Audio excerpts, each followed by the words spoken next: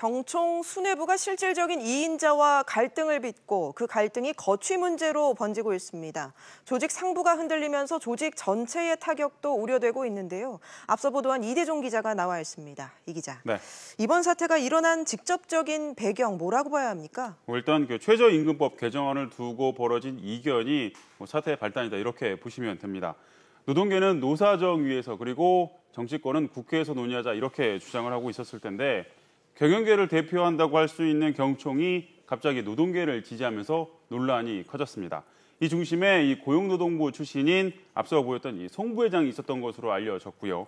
경총이 하루 만에 이 입장을 뒤집으면서 내용이 본격적으로 외부에 알려진 겁니다.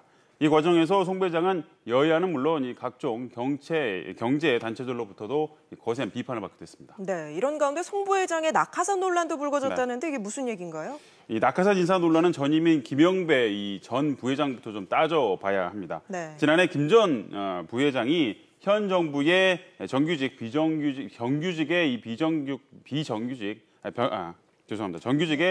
비정규직화 정책을 비판을 했는데 이 비판을 두고 대통령까지 나서서 직접적으로 비판을 했습니다. 이유는 뭐였냐면 비정규직으로 인한 사회 양극화를 만든 주요 당사자가 바로 경총이었다는 그런 논리 때문이었습니다. 그런데 이 상황에서 14년 동안 이 경총의 사무직을 총괄을 해왔던 소위 이 경총 실세라고 할 수 있었던 이 김 전 부회장이 이 대통령의 이런 비판을 받음에도 불구하고 계속 좀 어떻게 보면 연임할 수 있는 가능성이 제기되자 이 순간 송 부회장이 등장을 한 겁니다. 네. 결국 송 부회장은 지난 4월 2년 임기로 취임을 했는데요.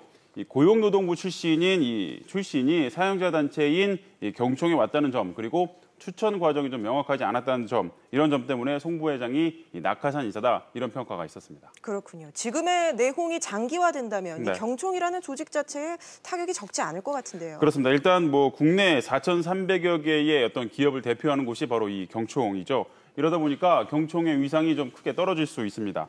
경영계를 대표하는 조직인데 노동계와의 어떤 문제 등에 있어서 중재를 하는 그런 역할은 하지 못하고 어떻게 보면 내부 진흙탕 싸움에만 집중하고 있다 이런 모습을 보일 수 있기 때문입니다.